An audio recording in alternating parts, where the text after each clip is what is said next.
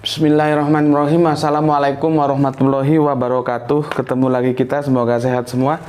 Dan kita lanjutkan seperti kajian-kajian waktu-waktu yang lalu. Minum dulu. Bismillahirrahmanirrahim. Kemarin kita di sesi pertama membicarakan korban dalam perspektif polemik antara Yahudi, Kristen, dan Islam. Untuk kali ini seri yang kedua, korban, ya, kurban, ini dalam kurung, cinta yang teruji, cinta yang teruji. Nih, ya, ini judul kita. Ini ya, judul kajian kita hari ini.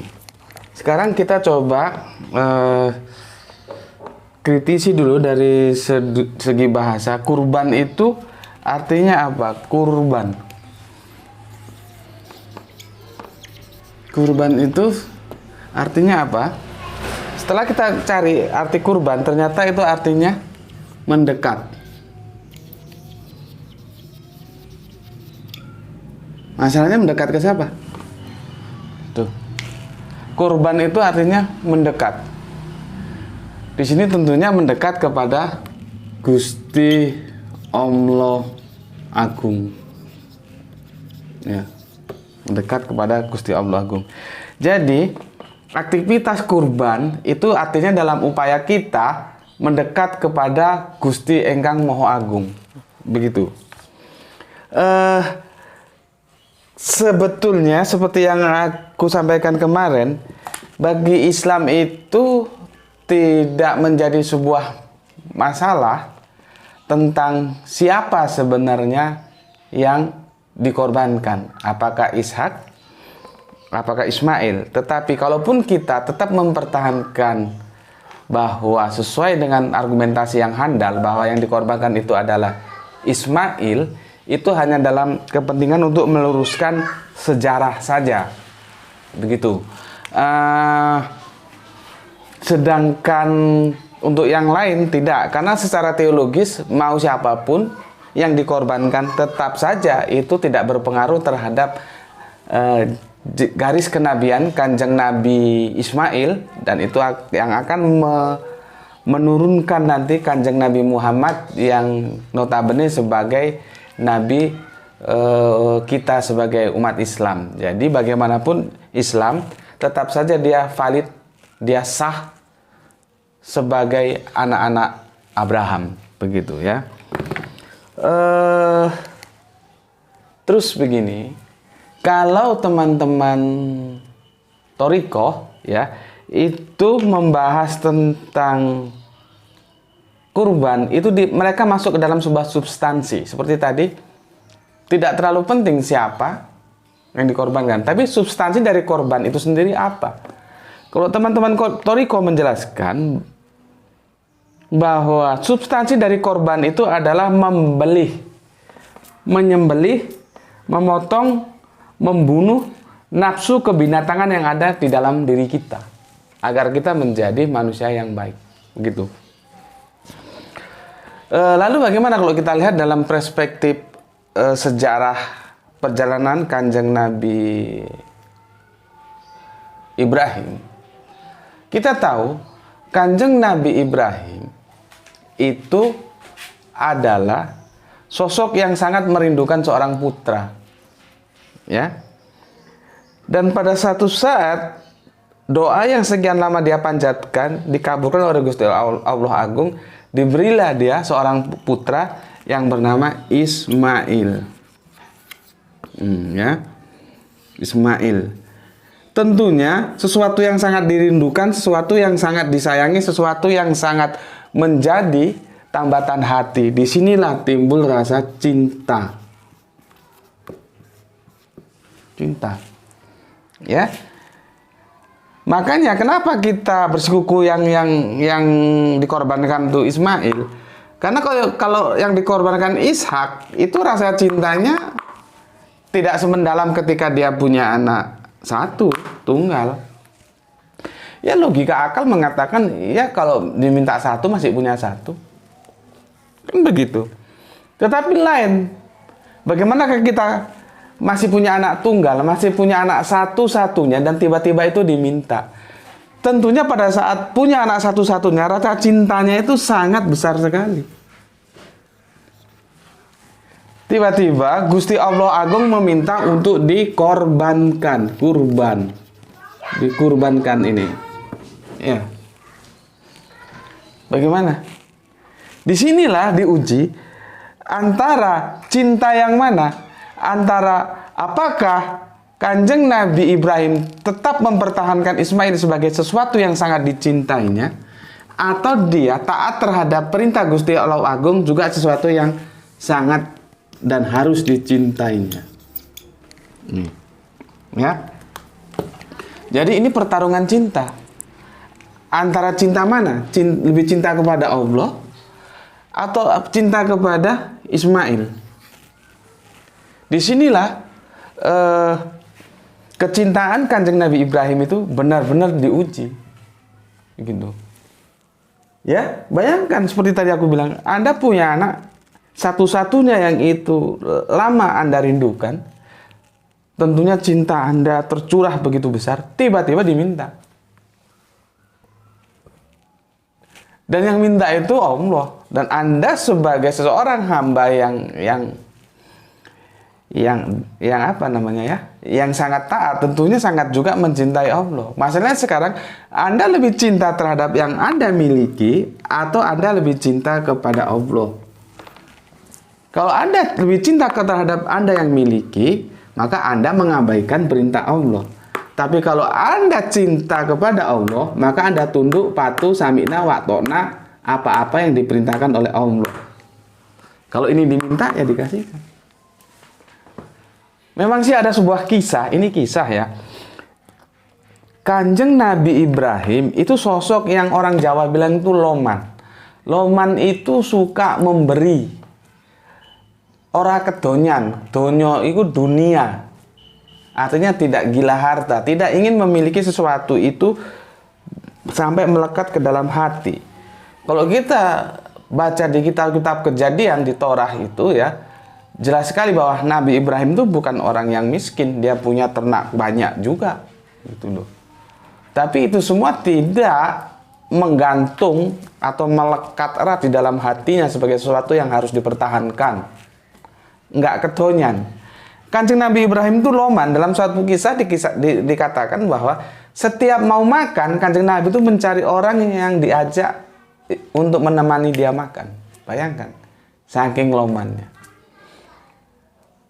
Bahkan ketika saking lomannya, saking sukanya berbagi terhadap sesama, pernah dalam suatu saat ketika orang-orang semua terkesima sampai-sampai memberikan pujian kepada Ibrahim bahwa dia sosok yang suka berbagi. Dalam cerita itu dikisahkan Kanjeng Nabi Ibrahim sempat berkata, kalau aku apapun yang, jangankan seperti ini, apapun yang aku miliki kalau Allah suruh kasih, aku kasihkan. Gitu. Ini kisah seperti itu. Tetapi kan kita bisa ambil hikmahnya. Terlepas itu bukan hadis, ya, tentunya bukan Al-Quran juga, tapi sebuah kisah, kita bisa ambil hikmahnya. Bagaimana sosok Kanjeng Nabi Ibrahim itu sesuatu pribadi yang sangat suka memberi. Dan sudah kelepasan ngomong begitu. Aku kalau Allah yang suruh, apapun yang disuruh berikan, aku berikan. Biasa, orang itu dalam kondisi tertentu, tanpa kesadaran, sikap ego itu muncul. Ya. Maka ketika masyarakat mengagumi kepedulian Kanjeng Nabi Ibrahim untuk berbagi, bisa dikatakan Kanjeng Nabi Ibrahim bagaimana ya, egosentrisnya muncul, manusiawinya muncul, sehingga mengatakan kalau Allah yang suruh, apapun disuruh kasihkan, aku kasihkan. Begitu. Nah, sekarang dia sudah punya Ismail. Nah, Allah suruh sembelih. Disinilah pertarungan cinta antara Ismail lebih mencintai, antara Kanjeng Nabi Ibrahim lebih mencintai Ismail atau lebih mencintai Allah. Ini pertarungannya berat, disitulah. Makanya orang-orang tasawuf bilang, sembelih nafsu kebinatanganmu itu. Semoga dengan disembelihnya itu, kamu tidak merasa memiliki dunia itu menjadi sesuatu yang melekat erat dalam hatimu. Gitu loh. Ya. Nah, di sini terjadi pertarungan psikologis. Dan akhirnya, ya, seperti yang kita tahu, Kanjeng Nabi Ismail, dan lewat sebuah diskusi yang begitu sangat demokratis kalau kita bilang ya, dalam perspektif bahasa sekarang, Ismail diajak bicara tentang mimpinya untuk menyembelih dia, dan Kanjeng Nabi Ismail dengan tawaduknya mengatakan, silahkan, kalau memang itu perintah Allah. Kira-kira begitulah redaksionalnya ya, terjemahan lepasnya. Akhirnya dilakukanlah korban itu. Karena apa? Seperti apa yang tertulis dalam Al-Quran. Kita tahu seperti ini.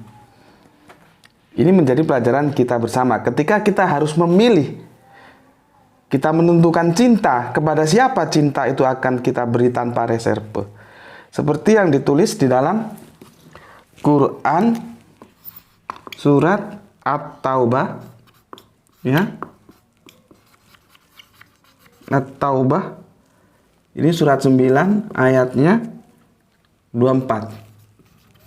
Ya. Sebelum aku baca begini ya. Manusia itu kalau sudah gila harta, gila dunia, dikasih berapapun tuh mesti masih kurang.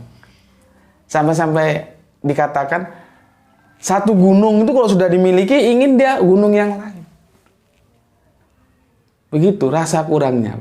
Ditambah lagi rasa medit. Apa bahasa Indonesia medit? Pelit. Dia ingin memiliki tanpa mau berbagi. Padahal kalau mati, harta benda yang dia miliki itu nggak akan dia bawa. Yang dia bawa itu justru adalah yang dia gunakan untuk sesuatu yang itu di jalan Allah. Dia mengambil seperlunya, dan memberikan setelah itu kepada sesuatu yang lebih dibutuhkan kepada orang lain. Tapi kan ya sulit seperti itu. Berapa banyak orang yang ingin memiliki harta dan setelah memiliki tidak mau berbagi. Padahal ketika dia mati nanti apa yang dia himpun justru tidak dia bawa. 1 sen pun tidak. Yang dia bawa justru yang dia infakkan di jalan Allah. Entah itu untuk dakwah, entah itu membantu yatim piatu, entah itu banyak macam lah. Pembangunan masjid, pembangunan apa saja yang itu berhubungan tentang perjuangan-perjuangan agama ini. Cuman kan ya bagaimana ya, namanya hati itu ya begitu manusia pada umumnya. Nah sekarang dinyatakan, kamu lebih cinta mana antara dunia, donyo, nek wong Jawa ngamang, dunia, kenikmatan dunia ini dengan Allah dan Rasulnya, kamu lebih cinta mana? Tuh ya. Nih, aku bacakan. Bismillahirrahmanirrahim. Surat At-Taubah, surat 9:24. Begini dikatakan. Katakanlah, jika bapak-bapakmu, anak-anakmu, saudara-saudaramu, istri-istrimu, keluargamu, harta kekayaan yang kamu usahakan, perdagangan yang kamu khawatirkan kerugiannya, dan rumah-rumah tempat tinggal yang kamu sukai, lebih kamu cintai daripada Allah dan Rasul-Nya serta berjihad di jalannya, maka tunggulah sampai Allah memberikan keputusannya. Dan Allah tidak memberikan petunjuk kepada orang-orang fasik. Lihat ancamannya. Bukan main-main. Di sini kita pada seperti Nabi Ibrahim, dia ada posisi memilih dia antara cinta kepada Allah atau cinta kepada dunia yang itu diwakili oleh Ismail. Begitu juga di sini jelas kan, ini kan duniawi semua ini. Katakanlah jika bapak-bapak kamu, anak-anak kamu, saudara-saudara kamu, istri-istri kamu, keluargamu, harta kekayaan yang kamu usahakan, perdagangan yang kamu khawatirkan kerugiannya, dan rumah-rumah tempat tinggal yang kamu sukai, itu semua mewakili kenikmatan dunia itu. Ya. Lebih kamu cintai daripada Allah dan Rasul-Nya serta berjihad di jalannya, maka tunggu. Gusti Allah bilang tunggu, tunggu sampai Allah memberikan keputusannya, dan Allah tidak akan memberikan petunjuk kepada orang-orang yang fasik. Jadi orang-orang kalau sudah fasik itu ya biarkan aja, orang fasik baunya dia sendiri kok. Ini kan kalimatnya ini kan kalimat diplomatis yang artinya kamu harus lebih mencintai Allah dan Rasul-Nya tanpa reserve daripada semua yang kamu miliki. Keluarga kamu, harta kamu, kekayaan kamu. Yang kamu miliki apapun, itu jangan sampai melekat masuk di dalam hatimu menjadi sesuatu yang tidak dapat terpisahkan. Karena suka tidak suka, satu saat kamu pasti berpisah. Dan tidak ada satu sen pun yang bisa kamu bawa. Dulu. Berat kan? Begitu. Jadi ini sebetulnya masalah cinta. Mana? Kepada siapa? Cinta itu yang harus diberikan tanpa reserve. 100% kamu harus berikan tanpa sisa. Tuh. Dan Kanjeng Nabi Ibrahim telah memberikan contoh kepada kita di mana kita menapak tilasi yang disebut dengan kurban, insya Allah tanggal 31 nanti, ya. Dan itu sebagai bukti bahwa Islam itu adalah anak-anak Abraham. Dia mengikuti jejak langkah Kanjeng Nabi Ibrahim. Bukan sekedar teori, tapi praktek. Lewat siapa? Yang mampu berhaji, yang mampu berkorban besok. Sholat Idul Adha. Itu bukti, bukan sekedar teori. Jadi teori itu yang didukung oleh ayat-ayat tadi itu, yang sudah aku sebutkan kemarin di sesi 1, ya. Bahwa kita ini tidak bisa lepas dari keimanan kita terhadap Abraham sebagai pondasi. Jadi Islam itu dibangun atas keimanan Bapak Abraham. Itu bukan hanya sekedar teori yang kita miliki, tapi praktek. Sekarang kamu tanya, Yahudi korban nggak? Kristen yang suka ngotot itu korban nggak? Aku kalau Yahudi belum tahu. Seperti yang aku bilang di sesi pertama dulu ya. Karena aku belum pernah bergaul, berteman, hidup dengan komunitas Yahudi. Sebetulnya pingin gitu. Sebetulnya, jadi gini, kalau aku bisa bergaul dengan mereka, aku ingin tahu bagaimana apresiasi mereka terhadap korban itu loh. Kalau Kristen jelas tidak melakukan. Kalau Islam kita melakukan, bukan hanya sebagai teori, tapi praktek juga kita lakukan. Gitu. Ya. Jadi, itulah yang dinamakan mendekat. Nih, mendekat. Mendekat. Lah, masalahnya sekarang, kamu mau tidak mendekat? Mendekat sama siapa? Sama Gusti Allah. Dekat sama Gusti Allah itu kamu mau tidak? Dan lewat ritual korban ini, itu juga tidak dipaksakan, itu bagi yang mampu. Sekarang berapa harga kambing? Rata-rata sekarang itu ya, kita ambil rata-rata aja ya. Segini loh, kambing itu. Aku lihat berita radio kemarin. Di RRI program 3 kalau nggak salah. Itu segini loh, rata-rata harga kambing. Nih. Bayangkan, kalau kamu mampu, apakah kamu berani mengeluarkan 3,5 juta ini untuk berkorban? 1 ekor kambing. Artinya apa? Kalau kita konversi, dengan 3,5 juta, kamu sudah bisa mendekat. Dan yang kamu dekati siapa? Yang membuat kamu hidup, yang membuat kamu mati nanti, yang membuat kamu dari tidak ada menjadi ada. Dialah Gusti Allah yang Maha Agung. Dekat sama Gusti Allah, bayarnya cuma 3,5 juta. Dan Anda mampu. Tidak mau. Dulu. Kalau dengan 3,5 juta, sedangkan Anda mempunyai deposito yang berlipat-lipat dan Anda tidak mau, bagaimana Anda akan mengatakan Anda lebih cinta kepada Allah daripada dunia? Bagaimana? Ya kalau Anda tidak mencintai Allah, bagaimana Allah akan mencintai kalian? Kan begitu. Simple aja kok. Sekarang tinggal kita mau atau tidak. Ya itulah tadi yang seperti aku bilang. Rasa kikir, oh ya kikir. Bahasa Indonesia kikir, pelit. Hati itu memang ya seperti itu. Kalau dia sudah memiliki harta dan dia kira harta yang dia miliki itu dibawa mati.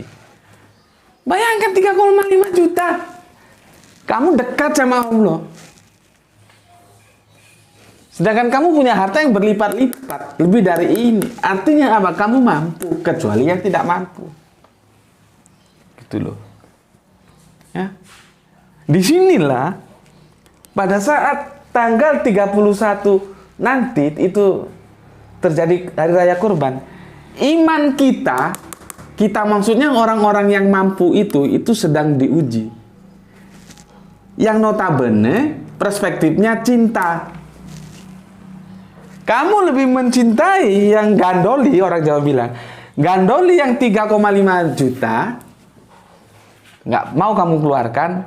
Kamu lebih mencintai 3,5 juta atau kamu lebih mencintai Gusti Allah yang kamu agung ini? Jadi simpelnya, berpikirnya simpelnya begitu. Kalau aku konversikan. Ya. Kalau kamu menapaktilasi apa yang dilakukan oleh Bapak Abraham, maka kamu akan memiliki yang aku sebut seperti judul kita ini adalah cinta yang teruji. Tuh. Jadi cintamu itu kepada Allah telah teruji. Kalau kamu mampu tanggal 31 nanti melepaskan yang 3,5 juta itu dengan cara berkorban sehingga kamu dekat, itu berarti engkau lebih mencintai Allah daripada dunia yang diwakili oleh 3,5 juta ini. Sederhana kan? Gitu loh. Sederhana. Sekarang tinggal mau atau tidak. Simpel aja kok hidup ini. Allah kasih aturan gini. Kau harus mencintai Allah dan Rasulnya. Gitu. Nah, sekarang kalau kamu mencintai Allah dan Rasulnya, termasuk di sini Kanjeng Nabi Ibrahim, ya ikuti. Kamu mencintai Kanjeng Nabi Muhammad, ikuti. Kanjeng Nabi Muhammad korban, ya kita korban. Kanjeng Nabi Ibrahim korban, ya kita korban.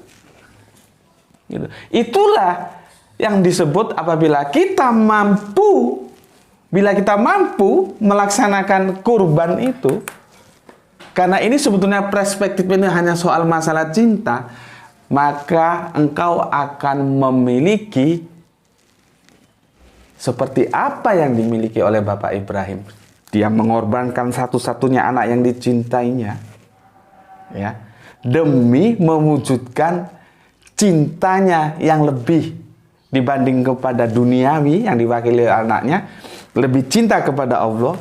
Di saat itulah kita memiliki cinta yang teruji. artinya sudah benar-benar teruji bahwa kita mencintai Allah dan Rasul-Nya. Sekian, Assalamualaikum warahmatullahi wabarakatuh.